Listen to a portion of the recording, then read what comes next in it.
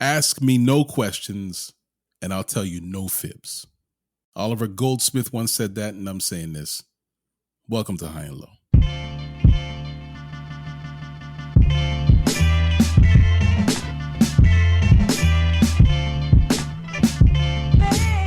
Good day and good night. Welcome to the High and Low Basketball Show. This is episode number 100 and Baron, aka episode number 185. So Baron Davis, he wore the number 85 in his final 2 seasons with the Cleveland Cavaliers and the New York Knicks, the Knickerbockers. I remember watching his final game in New York. It's etched into my brain. It wasn't pretty. Baron Davis drove the lane, planted his right foot for an easy lay, and got zero lift. He just crumpled to the ground, holding his knee. And because it was live, we were able to see the entire gruesome injury. His kneecap was basically dislodged, and he's there holding it. And he looked like he was in shock, really. Like he wasn't really reacting. And it was done. Like that was the end of his season, and basically the end of his career. He didn't play basketball after that, at least on the NBA court.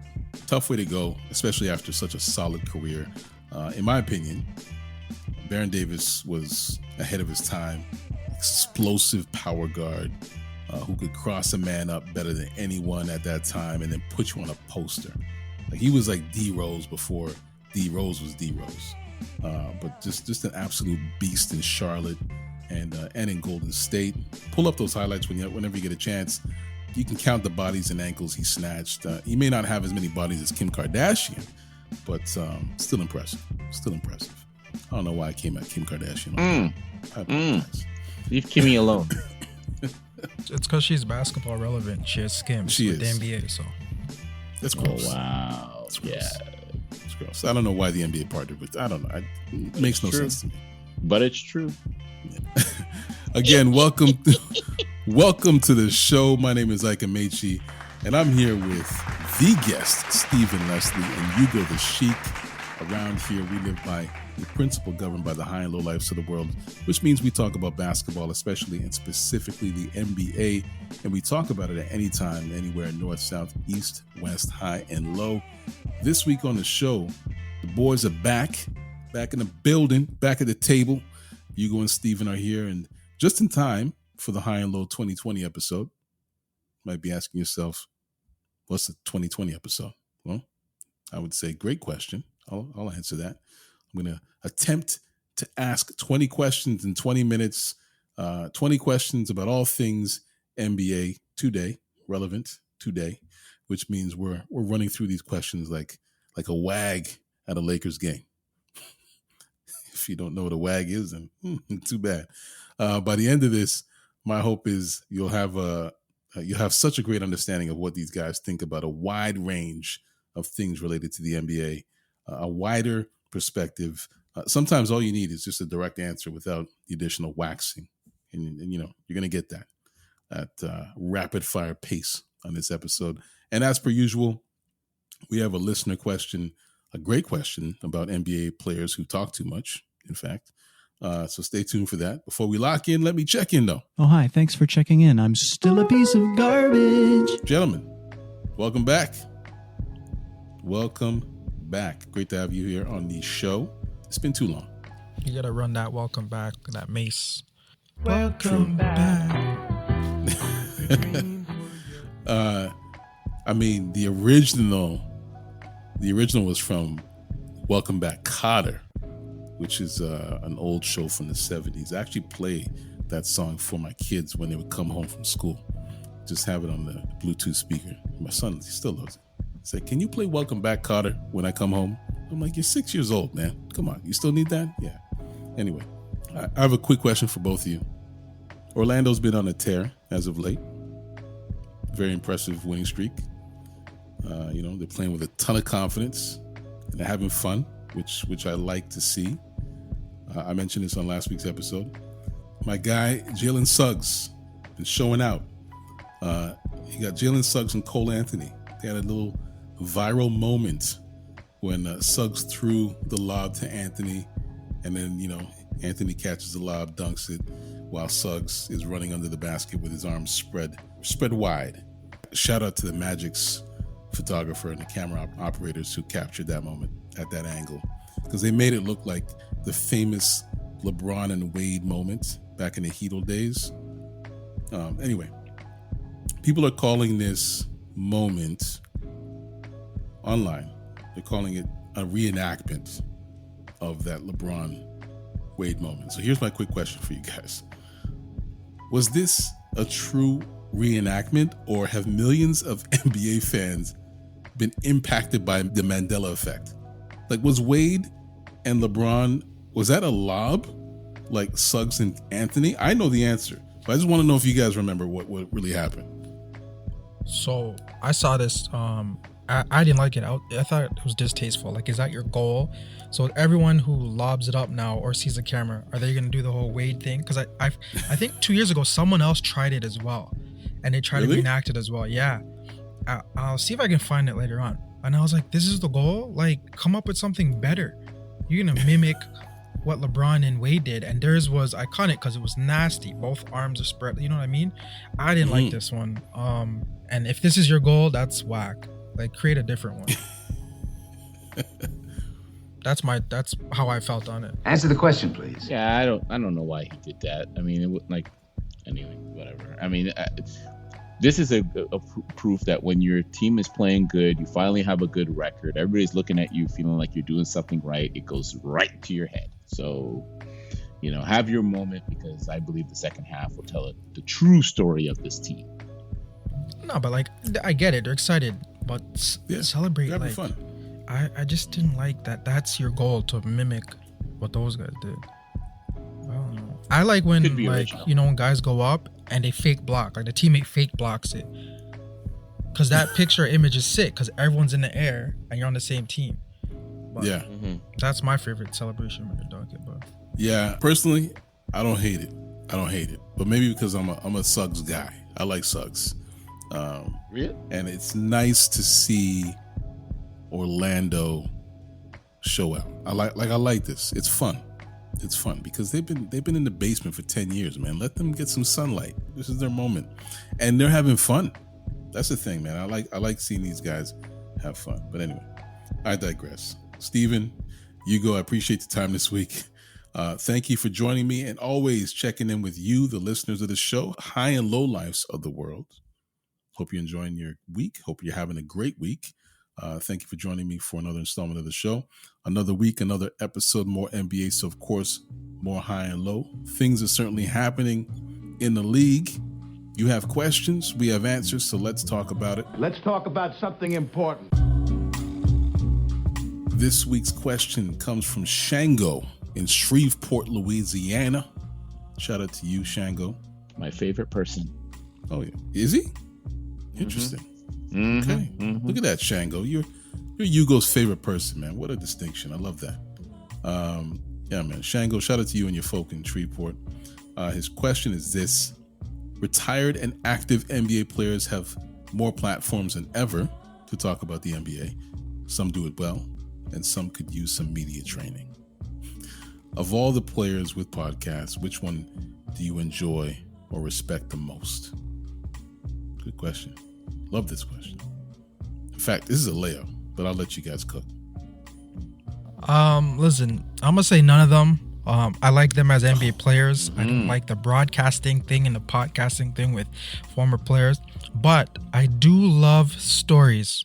So give me more Pat Bev with his press runs that he did in the offseason where he talks smack, and give me more Jeff Teague telling hilarious stories. But just give me the stuff to make me laugh. No full podcasts. I'm not here for that from you guys. You guys are my athletes. Seeing you guys ball out. But that's it. Unless you're coming with little stories. Like, I like those little snippets of Instagram or TikTok and things on X, formerly known as Twitter, where I see like a crazy, hilarious story. That's all I want. But I ain't listening to an hour of you guys talk. Bro, I watch hours of you guys play ball. That's enough. Yeah. I paid your bills. I think that's what it's turning into, though. It's turning into, these guys are just telling stories. Like, people don't want to hear the X's and O's from a lot of these former players. They just want to hear the stories that we weren't privy to when they were in the league. And now that they're not in the league, they're more likely to tell these stories and feel like there are no repercussions. It's like, I'm out. I already retired. What are you guys going to do to me? Jeff Teague, shout out to you, man. Yeah, no, I definitely go with Jeff Teague. Like, his stories, like, sometimes I sit there and say to myself, is this guy lying? But it's like, there's way too much detail for this to be a lie. Exactly. Like, I seen the one where he was talking about Kevin Garnett got on all fours and barked like a dog at him during the playoffs. And just the way that he tells the story, because you literally emotionally feel what he was going through as a player, right? And sometimes you sit there and you say to yourself, like, okay, like, he was on a team that was losing and stuff, and it's like, well, they tell you like, oh no, the team is confident, they try to win games, and Jeff Teague is like, nah, man, we knew we sucked. We were just trying to get to the club by 11 o'clock or whatever it is, right? So those stories are great, and I think the thing that works well with Teague is his stories are like 1 to 2 minutes long. That's it. It's not like some long, it's not some long nonsense. I've watched Draymond Green's podcast a few times. I think that long format is just way too long. Like, unless it's something that's of interest, it's really hard to stay locked in. The one that Paul George does is interesting. I think it's a little bit too long, and they don't really get into the meat and the bones of it. But like, he's had some very interesting clips. So he had like that one clip with Jerry West, where Jerry West was basically calling out him and Kawhi. Like, I don't understand how two players of your caliber can't even play a whole damn season. You know what I mean? And that makes you go, ooh, this might be interesting. But then when you actually go through the podcast, it's like, man, like, that's like, like they put something salacious on the front of a comic book, and then you read the comic book and it's a completely different story, right? Exactly. Yeah. But definitely, like, stuff like Jeff Teague, I think that's great. Kevin Garnett, like, all of them have stories, right? Kevin Garnett, like, they all have stuff that Tracy McGrady, Vince Carter, even Jordan, Barkley, like, all of those guys, they have stories that they can share that I think is a bit of a fraternity that they keep it locked in. Yeah. But I mean, there are truly some hilarious stories where you just sit there and you're like, what are you doing? Like, sorry, real quick. The one story I've always liked over the years is the story where Gary Payton was talking about Iverson and the whole practice thing. How he told Iverson that George Karl, didn't necessarily make him practice for games. So Iverson figured he could pull the same thing, and that's where the whole practice rant sort of came from. And Gary Payton was kind of like, AI, like, no, like, you can't do it that way. It's not gonna work. Yeah. Right. So I think more stories that are less than 2 minutes. Put them out there. They're perfect for your little YouTube, Instagram, Snapchat, TikTok reels, and let that circulate through the interwebs. Yeah, or just put these players in one room and just take turn telling stories for like half an hour. You know what I mean? But I think we get what we'll get at times, especially with Gilbert Arenas and his band of merry. They want to inject themselves in the current conversation, right? So they want to talk about how Kyrie Irving is better than Luka Doncic. It's like, I don't want that. I don't want to hear your opinion on that. Just tell me stories, man. Tell me things that happened when you were playing that nobody else would have known, that nobody else was privy to. That's what I want to hear. When we heard from Lou Williams, about how it was to play in Toronto at that time and how he loved, like, it's like one of his favorite places that he's ever played. And he was so jealous when the Raptors won the championship, because he knows what sort of ticket that punched for anyone that was on that team, and how the city would treat those players forever. And he's like, the love that he got in the city when they were just a decent team, he's like, I can't even imagine what it would have been like to be on that championship team. And so he was giving so much love to a city that, honestly, to a franchise that the rest of the league has just been kind of crapping on for the last little while. Plus, then he gave that little nugget of information about the Clippers during the pandemic or during the bubble, how they basically said, the bubble championship means nothing. I Bubble don't hear championship means nothing. that. These guys, the Clippers are such a sad fan base, and the players of the. Oh, no, but imagine you're talking about. Oh, we heard that no one is gonna play for respect, so we decided not to do it, bro. That was your only chance. Don't tell me that, because everyone else was playing good. You didn't see Denver, Murray's balling out. What's his name that's on the Cavs that dropped 50? Donovan Mitchell, man. Donovan Mitchell. Everyone's balling that out, was a start. But you guys were told, oh yeah, we're not gonna respect it. That's why don't get me heated with these. Well, that was a start. Remember how Phoenix basically showed out in the bubble, and that was almost the beginning of the Phoenix that we see even to this day. You know, like they went to the finals a couple years ago, and I mean, when I heard that, I was like, come on. Like, honestly, I was like, wow, that's beautiful. That's a beautiful piece of information, man. Yeah. Because that tells me all I need to know. It's almost like it validates what we've all been thinking about the Clippers. It's bullshit. That's what it is. You telling me you had Pat Bev clowning Dame for Dame time, missing free throws, but you guys heard that no one would respect you. So why are you clowning a next player then? That's missing a free throw during that game against you guys. Whatever. But in Pat Bev's defense, though, he actually countered that. They were on the same team, and he was like, "Well, actually, no. I wanted to win a championship." Yeah, but what else is he gonna say, right? Like, really, he's not gonna publicly admit that he wasn't trying to win a championship. Come on, man, that's sacrilege. But they're lying. He's telling the truth.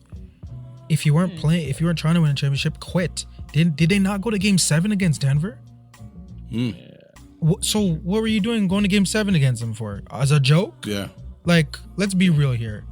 They lost. They lost to a better team. You brought up Lou Williams. I mean, you got to bring up the lemon pepper chicken wings, right? Like, that's a legendary story right there in itself. Right? Like, that's legendary.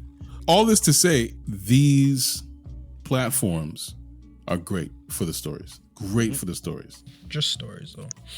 I mean, that's why I like listening to Matt Barnes and Steven Jackson on All the Smoke, because the stories that you get out of that are incredible. They have great guests and all their stories. Like when Matt Barnes got into details about what happened with Derek Fisher, I was like, oh, only here. It's only here that I can hear this. Now I'm getting the information, the juice. Ew. The tea is coming directly from this individual who was actually involved in the situation himself. KG and Paul Pierce, The Ticket and the Truth, their show. Sometimes they try to, not even sometimes, they'll give their 2 cents in terms of what's happening in the NBA today, but it's that dynamic between the two that I actually enjoy. And then they'll get into their stories, which I always enjoy. The one player, though, that I do not mind getting smart insights from and just a great perspective is JJ Redick on The Old Man and the Three. One current player where I want to hear his story is Chris Paul. I need to hear 2 things. One, that incident with the tunnel where he knew how to go and access the Clippers tunnel. And the second one is this Jeff Foster meeting that he's had and what he said to his son. I need to find out what happened. And if possibly a third one with when he went during free agency to go to the Lakers. No. What's his name's house? DeAndre Jordan, and they locked. Oh yeah. They locked DeAndre Jordan inside. I need to find out what that whole thing was about. There's an oral history of that, but it'd be great to hear from Chris Paul's perspective. Anyway, hey, look at that, Shango. No wonder you're Ugo's favorite guy. Look at the conversation that you were invoking with your question. Appreciate that. Appreciate you. Quick reminder to High and Low Lives, if you want to leave a question for us to answer on the show, send your DM to us on TikTok at More High and Low, or you can send it to us on Instagram at Get High and Low. Links are always in the show notes. It's time for us to take a quick break. When we come back, it's 2020 time. No Barbara Walters. This is the High and Low Basketball Show. We'll be right back.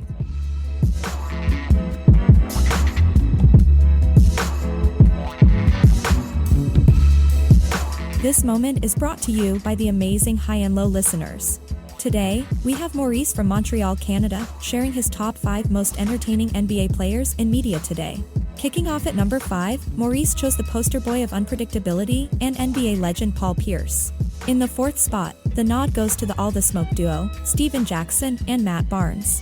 Moving into the top 3, Maurice shows love to one of the greatest centers of all time, Shaquille O'Neal, for his insightful and comedic work on Inside the NBA. The second spot goes to Shaq's partner on Inside the NBA and Hall of Famer, Charles Barkley. Finally, sitting atop this impressive list at number 1 according to Maurice is the sharp-tongued and quick-witted former NBA champ Richard Jefferson. Richard Jefferson never seems to be at a loss for words or a comeback. Great list, Maurice. Thank you for sharing your top 5 list for the show this week. Now, let's dive back into the high and low NBA show.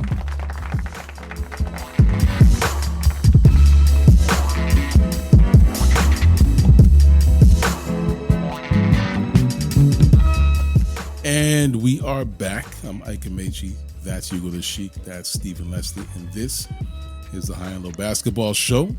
I talked about this being our 2020 episode at the top of the show. I'll avoid the redundancy by not explaining it again. These are rapid fire questions for you and you only. So, gentlemen, answer with concision. No lengthy diatribes allowed. And let's just jump into it. Shall we? Yeah. Let's go. Yeah. Ooh, First, let's go. First question is for Ugo. Best team in the NBA right now? Boston Celtics. What did you say? Okay. Question for Steven. Who's the NBA's most overrated player? Chris Paul. Sean told me that he's the glue to Golden State Warriors, and that's what they needed, and he's wrong. All right. Ugo. Who's the second best shooter in the league? Jeez Louise. I'm going to go Kevin Durant. Kevin Durant. Okay.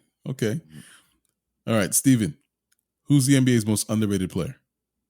27, 6, and 4, playing brilliantly, Tyrese Maxey. Wow. Okay. All right. Ugo.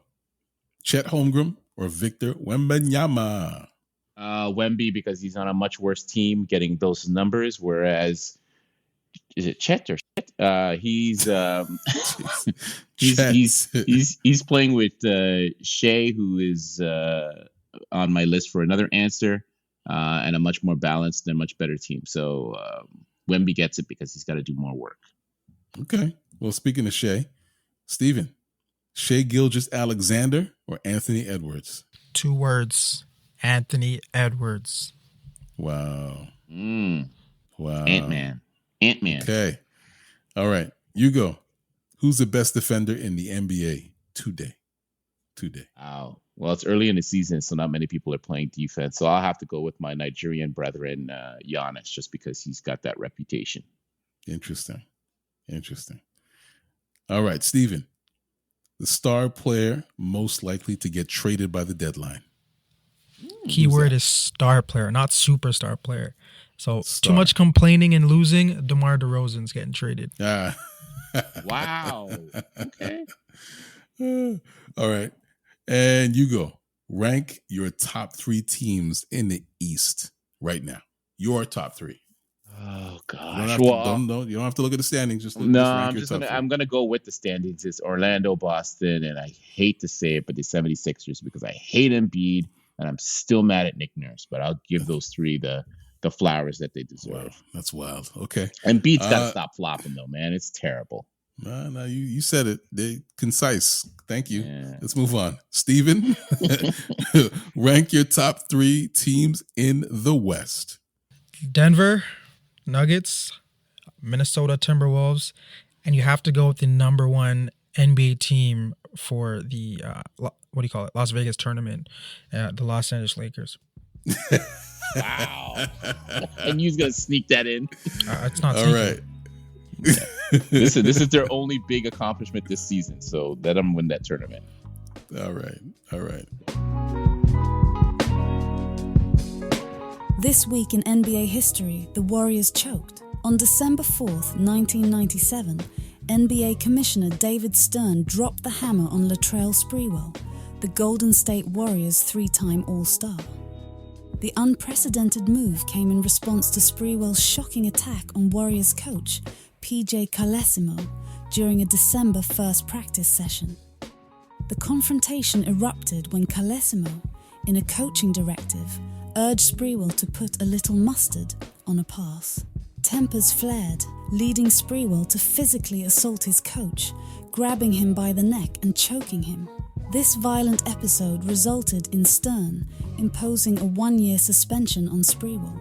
The incident not only left a dark mark on Sprewell's career, but also raised questions about the dynamics between players and coaches in the NBA.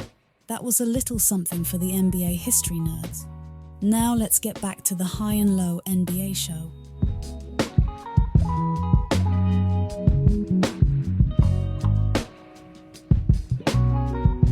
All right, Ugo, best team to watch on TV. Wow. It's still Golden State. When Curry's on point, Clay's on point, Draymond's doing anything else but his antics, they're still a beautiful team to watch. They just can't maintain that consistency game after game after game. I like it.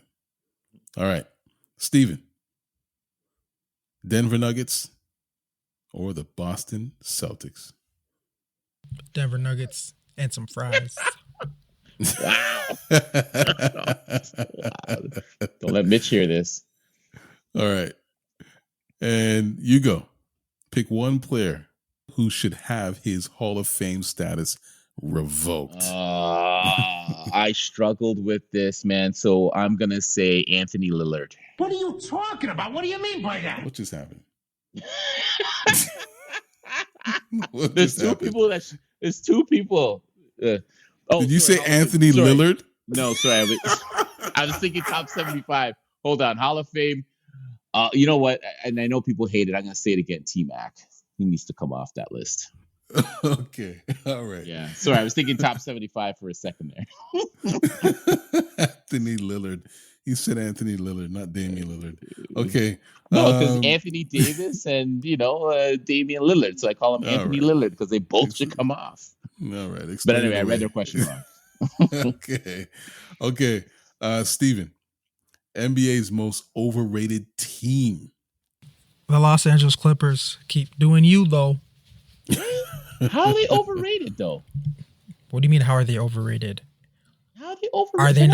Are they not projected to be a championship roster team? They're overrated. No, they're not. Who said that? Okay. Well, anyways, they're the most overrated. Great answer. Concise. Let's go. Let's move on. League's most underrated team. You go. Orlando Magic. The Pumpkins. 12 o'clock. It's going to go right back to a pumpkin. They're going to lose their slipper and going to turn back to the ugly duckling. Wait, are you calling them overrated or underrated?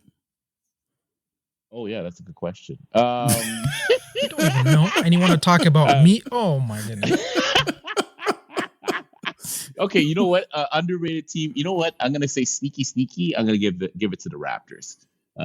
Scotty Barnes is doing some amazing things analytically on that team. It might not show up in the wins, but there's something cooking there. Okay. Mm-hmm. All right. So Steven, pick one player you love to hate. Who do you love to hate? Honestly, anyone against the Los Angeles Lakers.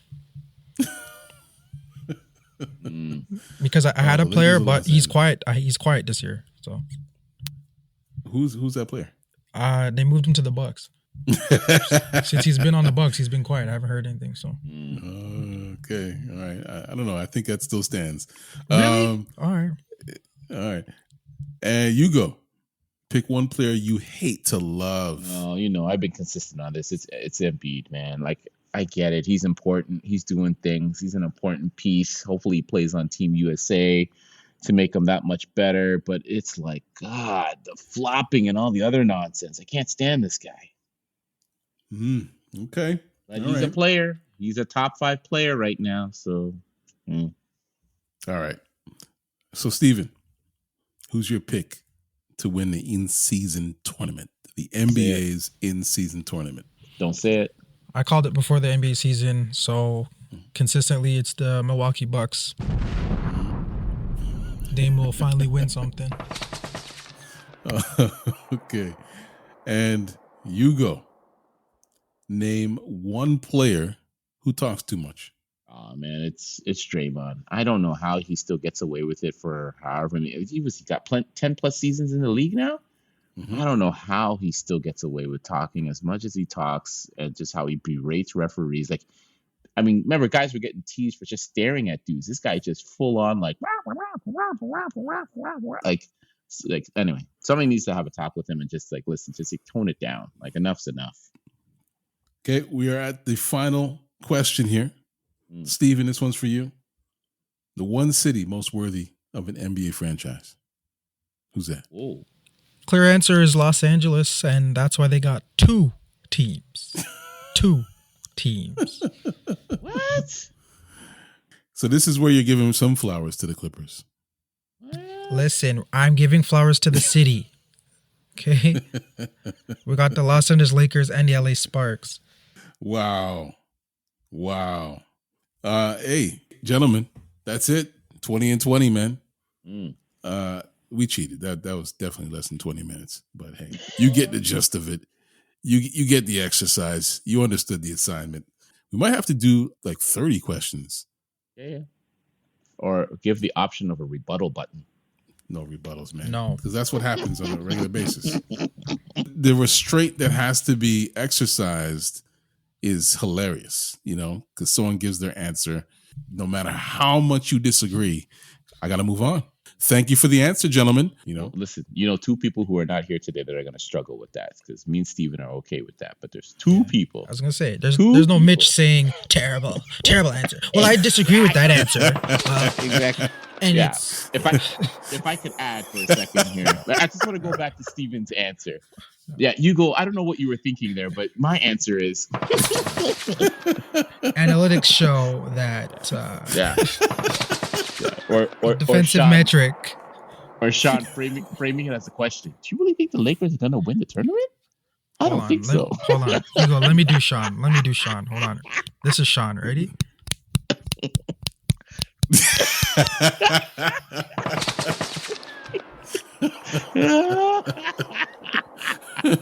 Oh man. Click on the mouse about 1,000 times while he's Googling. Only to sit on the fence. I don't think the Lakers would win, but I could see how you would think the Lakers would win. Yeah. So I can't disagree with you, even though I don't agree with you. Yeah, Nuggets or Celtics. I think both have a really good chance of winning the championship this year. And because they did this in 1997 in baseball, and what? What? Oh, this is taking a wonderful, entertaining turn, man. We just piling on the guys who couldn't be here and imagining how they would answer these questions. And hey, you know what? It's pretty accurate. I think so. We definitely have to do this again. Why the fuck I can't shoot 3-point shots? That brings us to the end of this episode of High and Low. I hope you enjoyed this one. So thank you, Ugo the Sheik. Thank you, the guest, Steven Leslie. High and Low Lives to the World. Remember to subscribe to High and Low anywhere you find podcasts. Or tell your people, tell your folk to subscribe to High and Low anywhere they can find podcasts and make us a part of their weekly routine. You know where to find us. We're on Instagram. We're on TikTok. We're on X, formerly known as Twitter. And we're definitely on YouTube. Links to those are all in the show notes. Where can listeners find you, Steven? I'm on Instagram at Esteban_Roy, ESTEBAN_ROY. And Ugo, where can they find you? I'm not calling it X. I'm calling it Twitter, because that's what it's called and that's what it's meant to be called. Shaking your fist on the lawn, huh? Exactly. Well, you know where to find me, but ain't nobody want to find me, so it's all good. I'm not gonna beg for DMs like I did last year. So new leaf, man. I'm just gonna sit here and chill. Hey, once again, music is by Live in the Enjoy Music Group. You can find Live on X and on Instagram at LYVE. Additional music is by Sonny Rockwell of The Goodness. Can't find that guy anywhere. Sound design, that's by Vonn+Abrahamm. This is a Vonn+Abrahamm podcast, just in case you didn't know. So on behalf of Steven, of the guest, Steven Leslie, and Ugo the Sheik, I'm Ike Amaechi. Thank you for listening to High and Low, and we'll talk to you next week. I got nothing to say. Nothing to say. But you just said something. You see?